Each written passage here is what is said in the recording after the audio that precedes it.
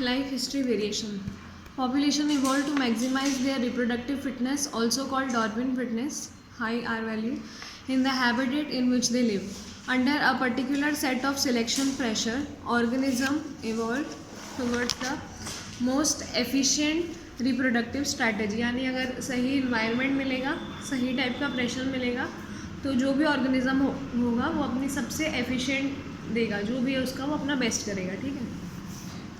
Some organism breed only once in their lifetime. कुछ सिर्फ एक ही बार ब्रीडिंग करते हैं, एक ही बार बर्थ देते हैं बच्चों को, जैसे salmon fish, bamboo. While other breed many times during their life time. और कुछ होते हैं जो बहुत बार कर सकते हैं ये चीज़, जैसे ज़्यादातर बर्ड्स होती हैं या मैमल्स होते हैं.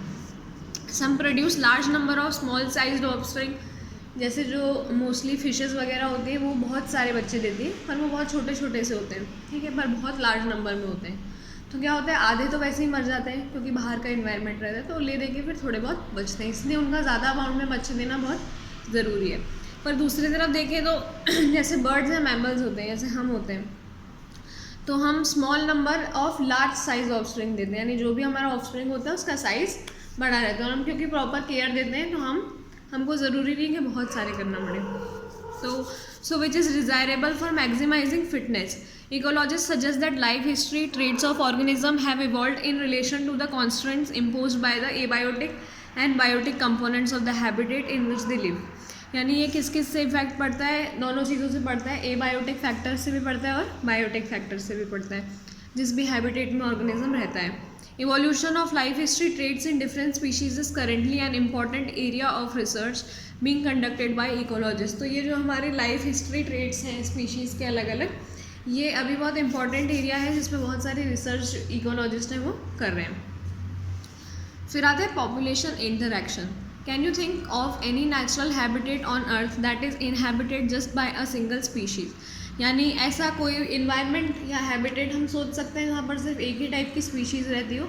ऐसा नहीं होता है कि कोई एरिया है जहाँ पर सिर्फ एक ही टाइप, जैसे हम किसी कॉलोनी में रहते हैं, हम सब ह्यूमन्स हैं, तो हम ऐसा बोल सकते हैं क्या कि यहाँ पे सिर्फ हमारी स्पीशीज़ रहती है? नहीं, ऐसा नहीं होता है. यहाँ पे कुत्ते भी रहते हैं, बर्ड्स भी रहती हैं, कीड़े भी रहते हैं, सब रहते हैं. तो ऐसा कोई भी हैबिटेट नहीं होता है जहाँ पे सिर्फ एक सिंगल स्पीशीज़ रहती हो.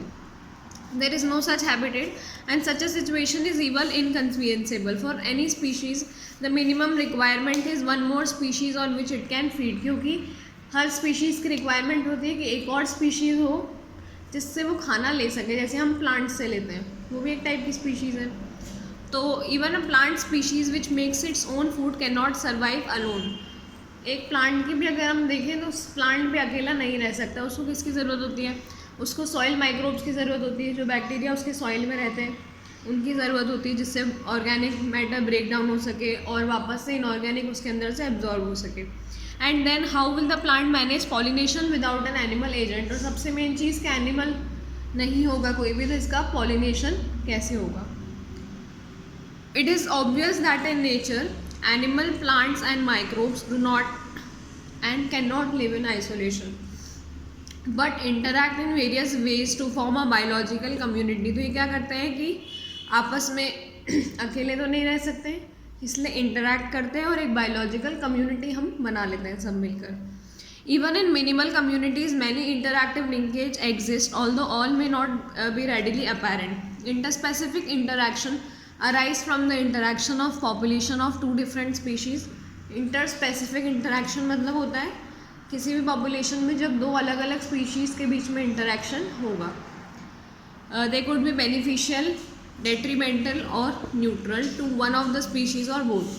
और इस interaction का या तो फ़ायदा मिलता है दोनों को, या किसी एक का फ़ायदा किसी एक का नुकसान, या फिर ये न्यूट्रल होता है, यानी ना किसी को फ़ायदा मिलता है ना किसी को नुकसान होता है. पॉजिटिव को हम बेनिफिशियल इंटरेक्शन मानते हैं, नेगेटिव को डेट्रीमेंटल और ज़ीरो को हम न्यूट्रल मानते हैं. तो इसके बहुत सारे आउटकम्स होते हैं. ये एक टेबल बनी हुई है. अगर दोनों को फ़ायदा हो रहा है तो हम इसे म्यूचुअलिज्म कहेंगे. स्पीशीज़ ए को भी फ़ायदा है, बी को भी फ़ायदा है, तो ये म्यूचुअलिज्म हो गया. म्यूचुअलिज्म यानी दोनों ने म्यूचुअल हेल्प करी एक दूसरे की और दोनों का काम हो गया. फिर अगर दोनों नेगेटिव में है तो ये कंपटीशन होता है, इससे किसी का भी फ़ायदा नहीं होता है. फिर अगर एक को फ़ायदा और एक को नुकसान है तो हम उसे प्रीडेशन भी कह सकते हैं और उसके नीचे वाला पैरासिटिज्म भी कह सकते हैं, यानी कोई एक ऑर्गेनिज्म है जो दूसरे को ख़त्म कर देगा। तो एक का फ़ायदा हो गया जिसने ख़त्म करा, और जो ख़त्म हो गया उसका नुकसान हो गया। फिर अगर एक को बेनिफिट है और एक को कुछ भी फ़र्क नहीं पड़ेगा तो वो कॉमेंसलिज्म होता है, और अगर एक को बेनिफिट नहीं हो रहा है, नेगेटिव में है, और एक को कुछ भी फ़र्क नहीं पड़ रहा है तो वो एमेंसलिज्म हो गया। ठीक है, ऐसे करके इतनी चीज़ें हम इसमें पढ़ते हैं पॉपुलेशन इंटरेक्शन में। Both the species benefit in mutualism, यानी म्यूचुअल जो भी चीज़ होती है उसमें दोनों स्पीशीज़ को फ़ायदा हो जाएगा, कंपटीशन में दोनों का लॉस हो जाता है, हमने देख लिया। पैरासिटिज्म प्रीडेशन में किसी एक का फ़ायदा होता है, and the interaction is detrimental to other species host and prey respectively. The interaction where one species is benefited and another is not benefited nor harm is called commensalism, and in commensalism on the other hand one species is harmed whereas the other is unaffected. Parasitism, predation and commensalism share a common characteristic. ये तीनों की एक common characteristic होती है क्या, कि जो interacting species हैं वो एक साथ रहती हैं क्लोजली। कोई भी पैरासाइट होता है वो भी हमारी बॉडी के ऊपर रहता है, तो यानी हमारी और उसकी बॉडी क्लोज कॉन्टैक्ट में होती है। तो सबसे पहले आता है predation. What would happen to all the energy fixed by autotrophic organism if the community has no animal to eat by the plant? You can think of predation as a nature's way of transferring to higher trophic levels the energy fixed by plants. When we think of a predator and prey, most probably it is the tiger and the deer that is readily to come to mind, but sparrow eating a seed is no less than a predator.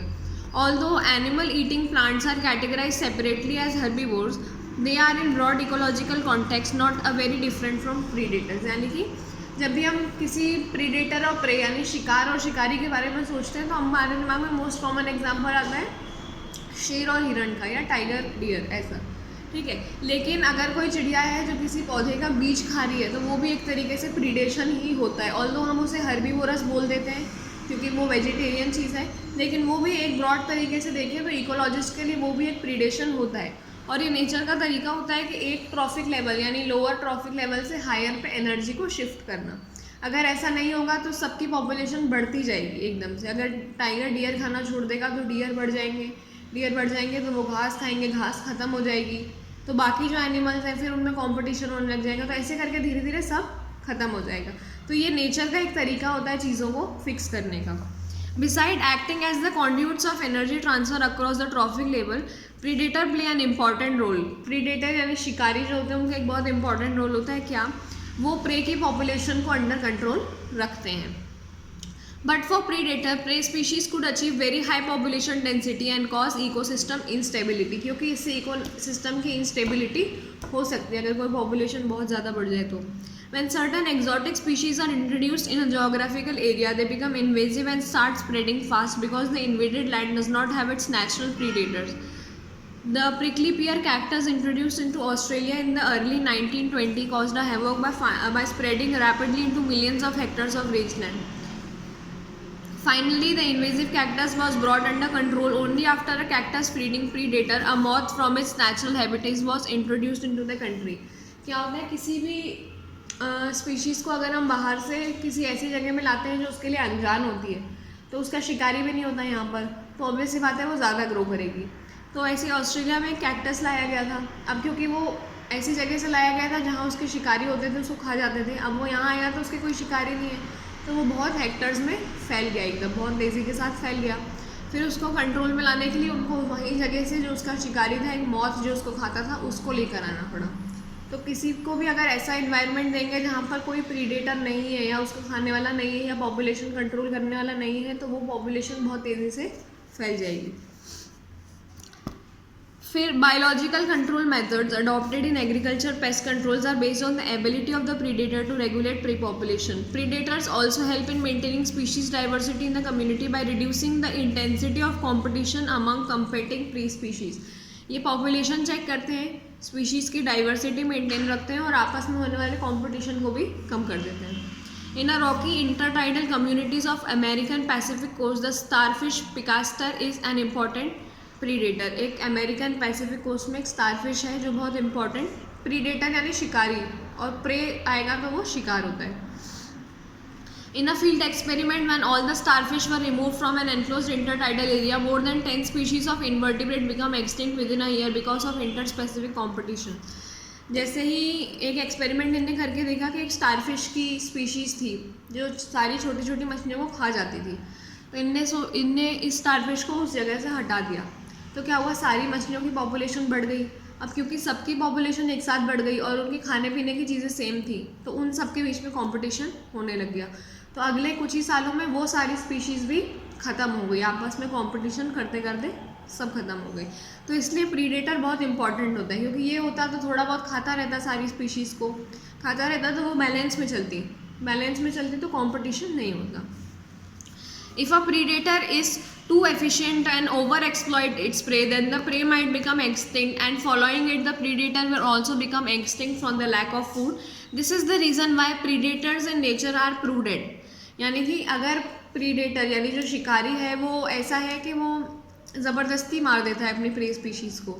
मान लो जैसे शेर है, अब कभी अगर वो ऐसा करे कि सबको मारने लग जाए, अगर उसको खाना नहीं है तो भी मार दे, तो क्या होगा, हिरण की स्पीशीज़ तो ख़त्म होगी। अगर वो ख़त्म हो गई तो फिर ये भी ख़त्म हो जाएंगे। इसलिए जो प्रीडेटर्स होते हैं वो बहुत प्रूडेंट होते हैं, यानी वो बहुत चालाक होते हैं। वो कभी भी ऐसे मजाक के लिए किसी को नहीं मारते हैं। जब उसको बहुत भूख लगती है तब मारते हैं, और देखना वो मार देता है, जितना खाना होता है उतना खा लेता है। बाकी ले भी आते हैं बहुत बार, उनके वहाँ रखा रहता है, फिर जब भूख लगती है तब खा लेते हैं। तो कभी भी ऐसा नहीं होगा कि वो उठा, उसको शिकार करने की इच्छा हुई तो उसने 4-5 हिरण एक साथ मार दिए, नहीं, उसको जितना खाना होता है वो उतना मार देता है। Prey species have evolved various defenses to lessen the impact of predation. Some species of insects and frog are cryptically colored, camouflaged to avoid being detected easily by the predators. अब स्पीशीज़ ने भी कुछ defence system अपनाए हैं, जैसे ये camouflage कर लेती हैं। कैमोफ्लेज मतलब जो भी बैकग्राउंड होता है उसके कलर का हो जाता है, कलर चेंज करते हैं। जैसे तुमने गिरगिट को देखा है, वो कलर चेंज कर लेता है अपना, जहाँ पर भी होता है उस कलर का हो जाता है। तो ऐसी बहुत सारी स्पीशीज़ होती है जो घास के कलर की हो जाती है या पीछे छुप जाती है किसी चीज़ के, तो उसको कैमोफ्लेज बोलते हैं। Some are poisonous and therefore avoided by the predators. कुछ पॉइजनस होती है यानी जहरीली होती है, तो उनको भी प्रीडेटर्स नहीं खाते। The monarch butterfly is highly distasteful to the predator because of the special chemical present in its body. Interestingly, the butterfly acquires this chemical during the caterpillar stage by feeding on a poisonous weed. एक monarch butterfly नाम की होती है, वो बहुत ही गंदी होती है टेस्ट में, और उसमें पॉइजन भी होता है। तो क्या होता है कि जो बाकी प्रीडेटर्स होते हैं वो उसको नहीं खाते हैं। क्यों नहीं खाते? क्योंकि उसका टेस्ट अच्छा नहीं होता है। ये टेस्ट इसमें आता कैसे है, ये एक पॉइजनस पौधे को खाती है जब ये कैटरपिलर की स्टेज में होती है, यानी जब ये इल्ली की स्टेज में होती है तब ये खाती है उसको, और वो केमिकल इसकी बॉडी में आ जाता है, तो इसका टेस्ट गंदा हो जाता है। For plants, herbivores are the predator. Plant के लिए कौन हुआ प्रीडेटर? हम हुए जो हर्बीवोर्स होते हैं। Nearly 25% of all insects are known to be phytophagous, यानी 25% इंसेक्ट ऐसे ही हैं जो प्लांट्स को ही खाते हैं। The problem is particularly severe for plants because unlike animals they cannot run away from their predators, और plants के लिए प्रॉब्लम बहुत ज़्यादा है क्योंकि वो भाग नहीं पाते हैं। ठीक है, हिरण भाग जाता है शेर को देख के, पर पौधा कहाँ भागेगा, तो ये प्रॉब्लम इनके लिए बहुत मेजर हो जाती है। इसलिए प्लांट्स ने बहुत सारे मॉर्फोलॉजिकल और केमिकल डिफेंसेस ऑलरेडी करके रखे हैं। जैसे सबसे common morphological means of defence होता है थॉर्न्स, यानी कांटे। बहुत सारे जानवर नहीं खाते हैं ये देख के, अकेशिया, कैक्टस, और बहुत सारे प्लांट्स ऐसे केमिकल्स बनाते हैं जिससे अगर जानवर खाते हैं तो वो बीमार हो जाते हैं, उनका पेट खराब हो जाता है। क्यों? क्योंकि उनके अंदर केमिकल्स स्टोर कर लिए हैं पौधों ने अपने आप ही, तो उनका डाइजेशन खराब हो जाता है और वो मर भी सकते हैं। You must have seen the weed Calotropis growing in abundant field. एक कैलोट्रोपिस होता है, उसका जो पौधा होता है वो बहुत हाईली पॉइजनस कार्डिक ग्लाइकोसाइड्स करता है, यानी अगर उसको कोई जानवर ऐसे खा लेगा तो उसको जो कार्डिक यानी हार्ट में ग्लाइकोसाइड्स हो जाएंगे, बहुत पॉइजनस होता है वो, इसलिए कोई भी कैटल उसको नहीं खाती है। और इसलिए हम बहुत सारे केमिकल्स एक्सट्रैक्ट भी कर लेते हैं प्लांट से, जैसे कैफीन कॉफ़ी बनाने के लिए जो हम यूज़ करते हैं ये सब, या निकोटिन, क्विनीन, स्टार्चनिन या opium are produced by them actually as defence against grazers and browsers. तो ये क्या है कि एक्चुअली ये प्लांट्स निकालते हैं ताकि वो अपना डिफेंस कर सकें, पर धीरे धीरे ह्यूमंस को इसका यूज़ समझ में आने लग गया तो उनने अपने यूज़ के लिए इसको करना स्टार्ट कर दिया। Competition. When Darwin spoke of struggle for existence and survival of the fittest in nature, he was convinced that interspecific competition is a potent force in organic evolution. यानी जब डार्विन ने पहली बार स्ट्रगल फॉर एग्जिस्टेंस बोला था कि अगर किसी को एग्जिस्ट करना है तो उसको मेहनत करना पड़ेगी, और जब सर्वाइवल ऑफ द फिटेस्ट आया था कि जो सबसे फिट होगा वो नेचर में सर्वाइव करेगा, तो वो कन्विंस हो गया था कि इंटर स्पेसिफिक कॉम्पिटिशन इवोल्यूशन का एक सबसे पोटेंट फोर्स है। कोई भी स्पीशीज़ है अगर वो ज़्यादा कॉम्पीट करेगी तो ख़त्म हो जाएगी, फिर इवॉल्व होकर कोई नई स्पीशीज़ बन जाएगी। It is generally believed that competition occurs when closely related species compete for the same resources that are limiting, but this is not entirely true. तो देखो, एक जनरल बिलीव ये है कि कंपटीशन सिर्फ उसी चीज़ के लिए होता है जो लिमिटेड होती है और सेम टाइप की स्पीशीज़ में होता है, ठीक है। फॉर एग्जांपल अगर हम देखें तो नीट देते हैं बच्चे, किस चीज़ के लिए रहता है कॉलेज में? सीट्स के लिए। वो बहुत लिमिटेड होती है, बच्चे बहुत सारे होते हैं और सेम टाइप की स्पीशीज़ है, सब ह्यूमन बींग्स होते हैं। तो क्लोजली रिलेटेड स्पीशीज़ कम्पीट करती हैं सेम रिसोर्स के लिए जो बहुत लिमिटेड नंबर में होता है और सबको चाहिए होता है। Firstly, totally unrelated species could also compete for same resource. तो अब इसमें कुछ चीज़ें हैं जो सच नहीं थी पहले वाले सेंटेंस में, जैसे कि अनरिलेटेड स्पीशीज़ भी कम्पीट कर सकती है सेम चीज़ों के लिए, ज़रूरी नहीं है कि सेम स्पीशीज़ करें।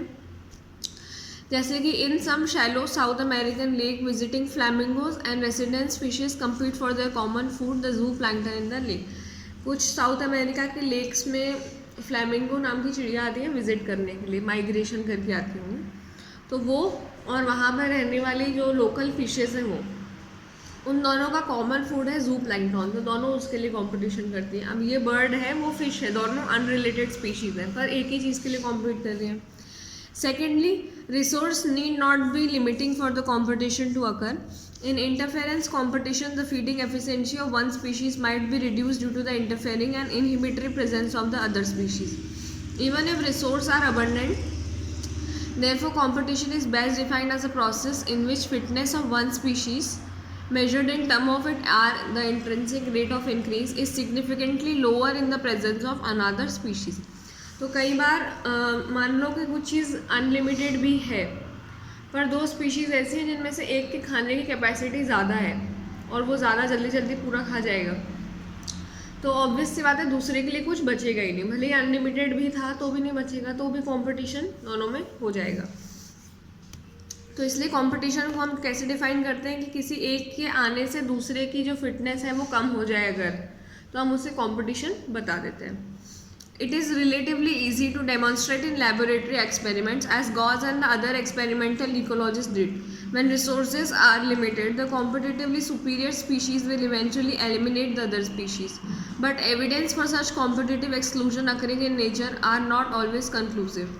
Strong and persuasive circumstantial evidence thus exists, however, in some cases. The abandoned tortoise in Galapagos Island became extinct within a decade after the goats were introduced on the island, apparently due to the greater browsing efficiency of goats.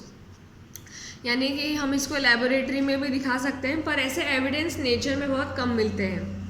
कैसे? जैसे कि एक case है Abingdon tortoise का, Galapagos island है, वहाँ पर एक टॉर्टॉइस रहता था। अब उस आइलैंड पर गोट्स को लाया गया, थोड़े टाइम बाद गोट्स आ गई, तो टॉर्टॉइस पहले ही बहुत धीरे चलता है। अब पहले जब वो अकेला था और घास बहुत सारी थी तो वो धीरे धीरे पूरी घास खा लेता होगा, पर जैसे गोट आई, अब जो बकरियां होती हैं वो बहुत तेज़ी से घास खाती हैं, तो वो पूरी खा गई, तो बहुत टाइम में, मतलब थोड़े टाइम में जो टॉर्टॉइस था इसकी स्पीशीज़ ख़त्म हो गई। तो ये भी एक तरीके से कॉम्पिटिशन बढ़ गया उसके लिए, ठीक है, कोई और स्पीशीज़ आ गई। तो Another evidence for the occurrence of competition in nature comes from what is called competitive release. A species whose distribution is restricted to a small geographical area because of the presence of competitively superior species is found to expand its distributional range dramatically when the competing species is experimentally removed. Cornell's elegant field experiment showed that on a rocky sea coast of Scotland, the larger and competitively superior barnacle balanus dominates the intertidal area and excludes the smaller barnacle cathalmus from that zone. In general, herbivores and plants appear to be more adversely affected by competition than carnivores. यानी कि कुछ जो species है उसका distribution area wise हो जाता है।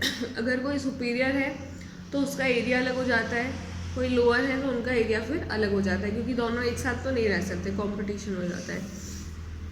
वैसे जनरली देखें तो जो हर्बीवोर्स और प्लांट्स होते हैं वो कंपटीशन में ज़्यादा इफेक्टेड होते हैं, ठीक है, कार्निवोर्स से ज़्यादा।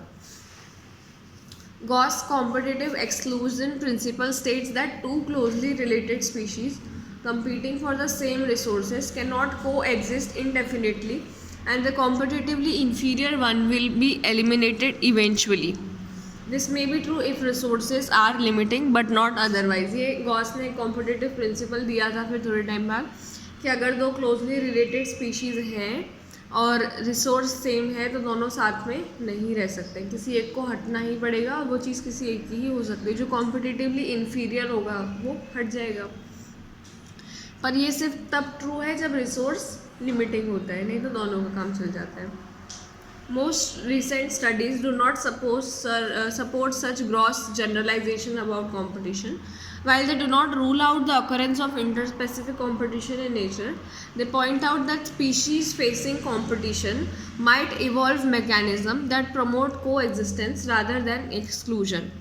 यानी कि अब जो रिसेंट स्टडीज़ आई है उनका मानना ये है कि आजकल कंपटीशन स्पीशीज़ के बीच में ऐसा होने लग गया है कि वो अपने आप से एक मैकेनिज़्म बना लेते हैं कि वो किसी एक को ख़त्म करने की जगह आपस में थोड़ा समझौता करके को एग्जिस्ट कर लेते हैं। इसको बोलते हैं रिसोर्स पार्टीशनिंग। रिसोर्स पार्टीशनिंग मतलब एक ही अगर रिसोर्स है और वो भी कम है तो दोनों स्पीशीज़ आपस में किसी तरीके से एडजस्टमेंट करके यूज़ कर लें, कोई भी ख़त्म ना हो। If two species compete for the same resources, they could avoid competition by choosing, for instance, different time of feeding और डिफरेंट फोरेजिंग पैटर्न्स। तो इसका एक एग्जांपल ये है कि अगर दो स्पीशीज़ हैं और उनको पता है कि उनका खाना एक ही टाइप का है तो वो किस तरीके से एडजस्टमेंट कर सकते हैं, या तो वो अपने खाने पीने का टाइम चेंज कर ले, जैसे कोई सुबह जाके उसको खा ले या कोई बाद में जाके खा ले, तो इसको चेंज कर दें, या वो उनका जो पैटर्न है फोरेजिंग एक्टिविटीज़ का उसको चेंज कर दें।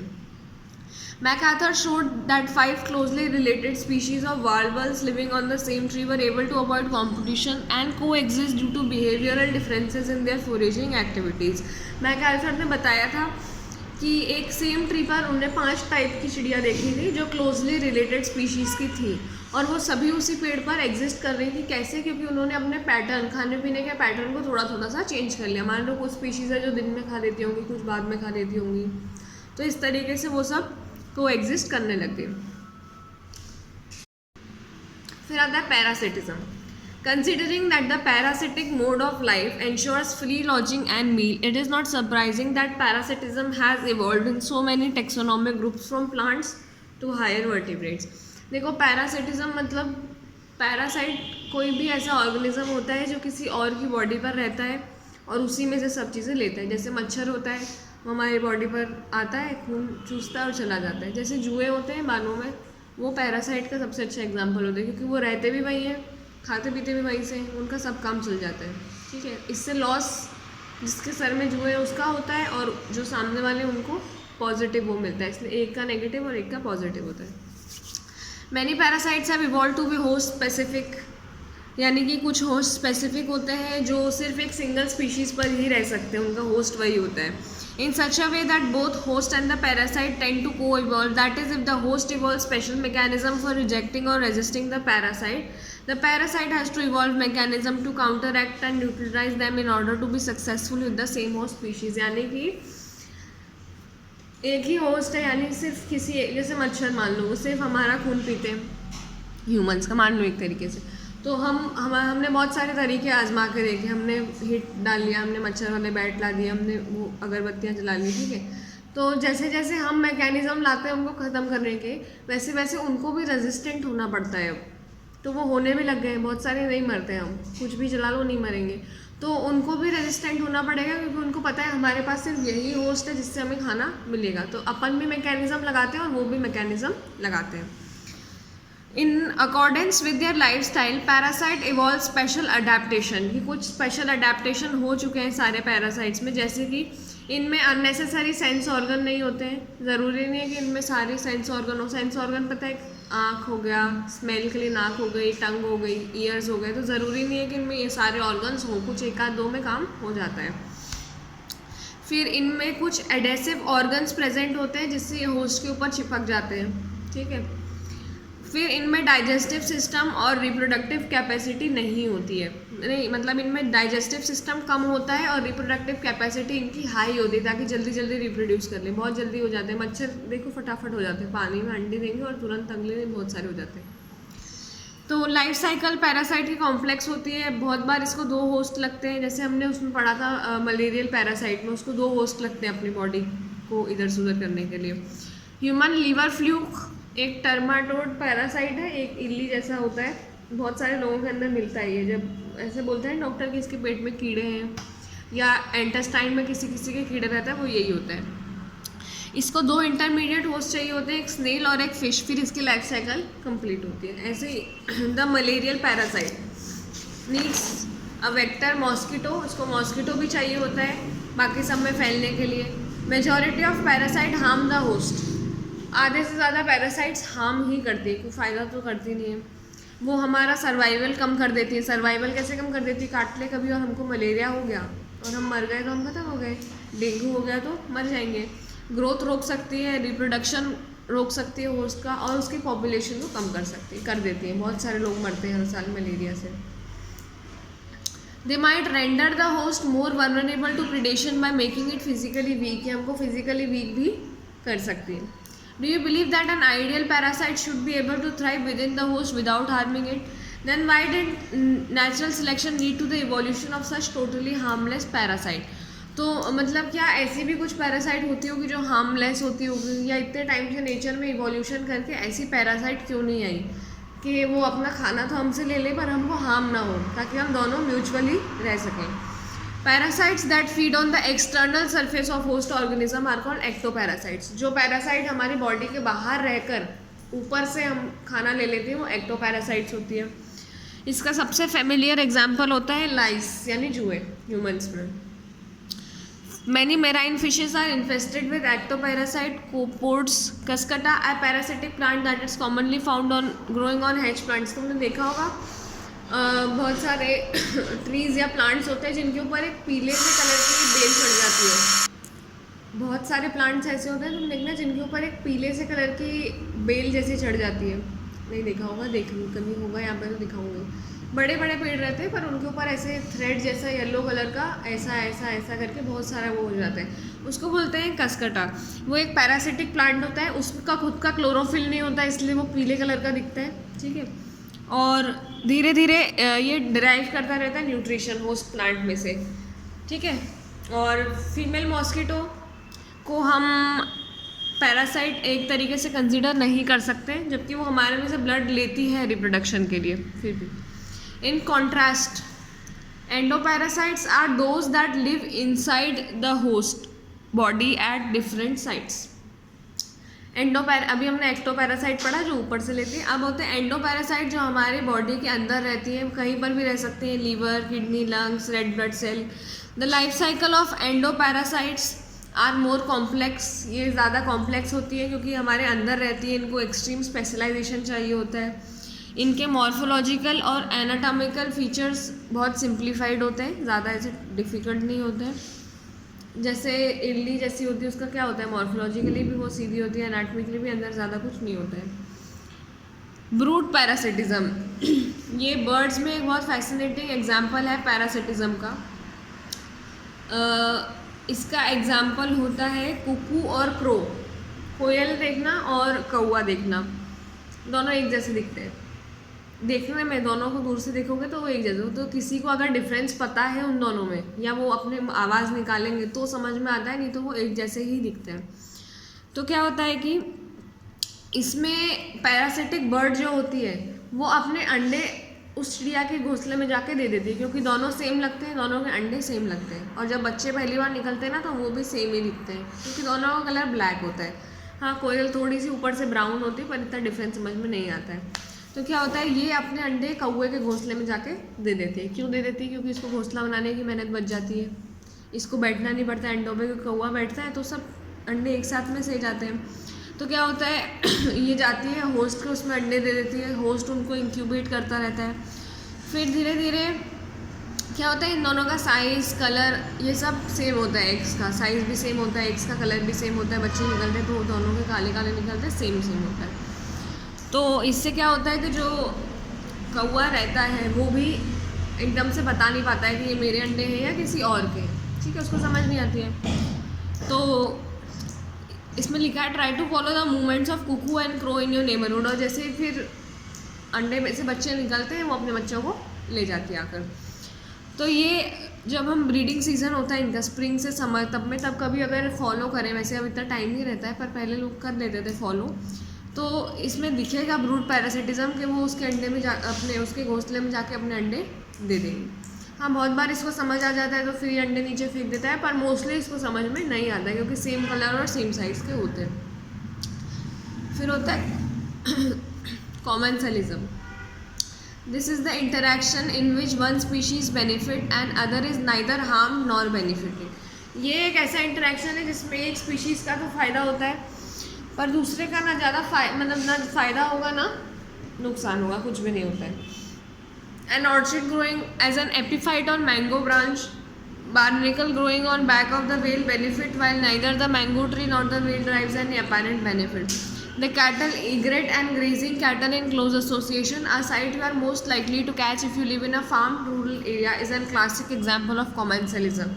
Commensalism का सबसे अच्छा क्लासिक एग्जाम्पल होता है, कभी भी देखना गाय या भैंस जब घास चरती है तो कुछ चिड़िया होती है जो उनके ऊपर आके बैठ जाती है और उसमें से कीड़े खाती है, ठीक है। अब वो कीड़ों से गाय का कुछ नहीं होता है पर इसका पेट भर जाता है, तो गाय को तो कुछ फ़र्क नहीं पड़ रहा है, कीड़े हटे चाहे नहीं हटे इतना कुछ उसको नहीं होता है, ठीक है। पर चिड़िया का क्या होता है, पेट भर जाता है। तो ये कॉमेंसलिज्म का सबसे अच्छा एग्जाम्पल है क्योंकि इससे गाय को कुछ फ़र्क नहीं पड़ रहा है पर जो चिड़िया है उसका बेनिफिट हो जाता है। The egret always forage close to where the cattle are grazing because the cattle as they move stir up the flush out vegetation insect that otherwise might be difficult for the egrets to find and catch. और एक और चीज़ रहती है, कुछ चिड़िया होते हैं जो गाय के ऊपर नहीं बैठते, गाय के साइड साइड में चल रही होती है। बहुत बार ऐसा होता है, क्यों होता है, क्योंकि जब गाय भैंस ये चलती हैं तो ये घास दब जाती है उनके पैर के नीचे की, जब घास दब जाती है ना तो जो नीचे वाले कीड़े होते हैं वो ऊपर आ जाते हैं, तो इनको खाने की चीज़ें जल्दी मिल जाती हैं, ठीक है। तो ये हमेशा गाय के आसपास रहती है। Another example of commensalism is the interaction between sea anemone that has stinging tentacles and the clownfish that lives among them.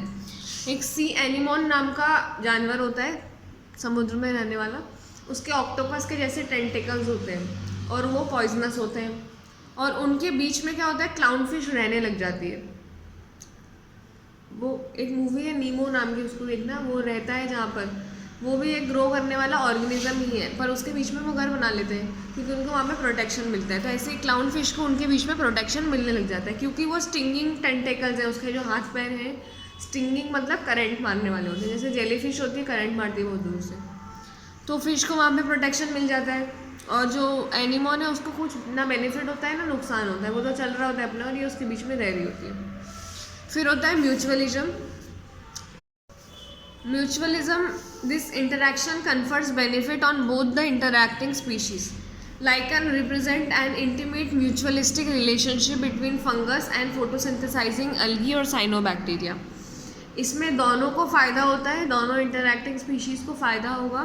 Lichens इसका अच्छा एग्जाम्पल है।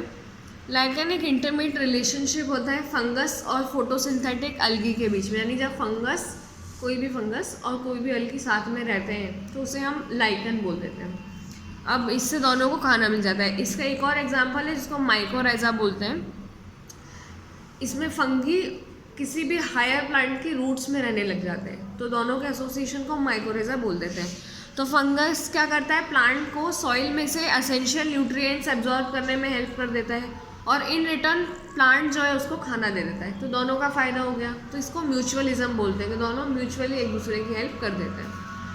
The most spectacular and evolutionary fascinating example of mutualism are found in plant animal relationship. तो इसका सबसे अच्छा example होता है plant और एनिमल के रिलेशनशिप में, क्योंकि प्लांट को ज़रूरत होती है एनिमल्स की अपने पॉलिनेशन करवाने के लिए, और एनिमल्स को भी बदले में कुछ ना कुछ तो एक्सपेक्टेशन रहती ही है। तो प्लांट उनको किसी भी तरीके से रिवार्ड ऑफर कर सकता है, जैसे उनको बदले में पोलन मिल जाते हैं, नेक्टर मिल जाता है, जैसे मधुमक्खी होती है उसको अब नेक्टर मिल जाता है और वो इन रिटर्न पॉलिनेशन कर देती है। But the mutually beneficial system should also be safeguarded against cheaters. For example, animal that try to steal nectar without aiding in population. तो कुछ एनिमल्स ऐसे भी होते हैं जो सिर्फ नेक्टर पी जाते हैं पर कुछ भी पॉलिनेशन में हेल्प नहीं करते, तो फिर प्लांट्स को अपना प्रोटेक्शन ऐसे एनिमल्स से करना पड़ता है. Now you can see why plant animal interaction often को evolution of mutualist, that is the evolution of flower and its pollinator species are tightly linked with one another. इसलिए जो भी फ्लावर की स्पीशीज़ है जिस पर जो भी टाइप का कीड़ा आता है, मान लो बटरफ्लाई आती है या हनी भी आती है, कुछ भी आता है जो पॉलिनेशन में भी हेल्प करे, तो वो दोनों एक साथ इवोल्यूशन करते हैं. इनके सीज़न में ही उनका ब्रीडिंग सीज़न होता है हमेशा, फिर वो आना बंद करते हैं तो ये फूल भी उगना बंद कर देते हैं, को इवोल्यूशन करते हैं. ये टाइट 1-to-1 रिलेशनशिप होता है many species of fig trees में. फिग यानी होता है अंजीर. ठीक, तो इसमें क्या होता है, ऊपर डायग्राम भी दिया हुआ है इसका.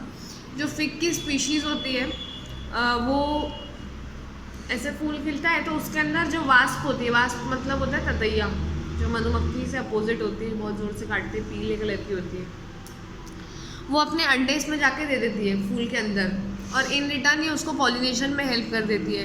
तो क्या होता है, उसके अंडे इसके फूल के अंदर सेफली रखे रहते हैं, तो उसका पॉलिनेशन हो जाता है और इसका रिप्रोडक्शन कंप्लीट हो जाता है, तो दोनों को हेल्प मिल जाती है. Given fig species can be pollinated by its partner wasp species and no other species. अब इसमें क्या है, जो फिग है फिर वो सिर्फ उसी से पॉलिनेशन करता है और किसी से पॉलिनेशन वो नहीं कर पाता है.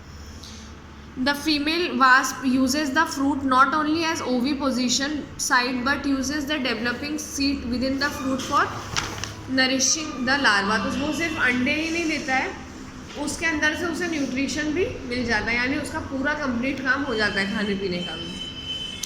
The wasp pollinates the flick inflorescence while searching for suitable egg laying sites. तो वो इसको egg laying के लिए जगह दे देती है और वो इसका pollination कर देती है.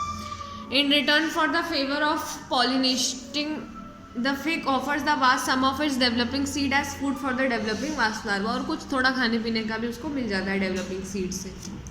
Orchids show a bewildering diversities of floral patterns, many of which have evolved to attract the right pollinator insects and ensure guaranteed pollination by it. बहुत सारे फ्लोरल पैटर्न्स हो गए आजकल जो अट्रैक्ट कर लेते हैं इंसेक्ट्स को, मतलब फूल अच्छे से खिलते हैं तो इंसेक्ट अपने आप अट्रैक्ट हो जाता है. कुछ होता है जिनमें खुशबू बहुत अच्छी होती है तो वहाँ पे बटरफ्लाइज वगैरह ज़्यादा आ जाती हैं. Not all orchid offer reward. The Mediterranean orchid Ophrys employ sexual deceit to get pollination done by species of bee. One petal of the flower bear an uncanny resemblance to the female of the bee in size and color, remarking the male bee is attracted to what it perceives as female, pseudocopulates with the flower and during the process is dusted with the pollens from the flower. जैसे भी कोई आता है इसके ऊपर बैठता है फूल के ऊपर और थोड़ा बहुत भी हिलते हैं ना तो फूल में से जितने भी पोलन ग्रेन्स हैं उसकी बॉडी पर चिपक जाते हैं. पोलन ग्रेन्स स्टिकी होते हैं, फिर वो किसी और फूल पे जाता है तो वहाँ झड़ जाते हैं, तो ऐसे पॉलिनेशन हो जाता है complete. When the same bee pseudocopulates with another flower, it transfer pollen to it and thus pollinates the flower. फिर सेम बी जब किसी और प्लांट पे जाके किसी और फ्लावर पे जाके बैठती है तो वहाँ पर भी पॉलिनेशन हो जाता है. Here you can see how co-evolution operate. तो इसमें दिख जाता है co-evolution कैसे होता है. If the female bee's color pattern change even slightly for any reason during evolution, pollination success will be reduced unless the orchid flower evolves to maintain the resemblance of its petal to the female bee.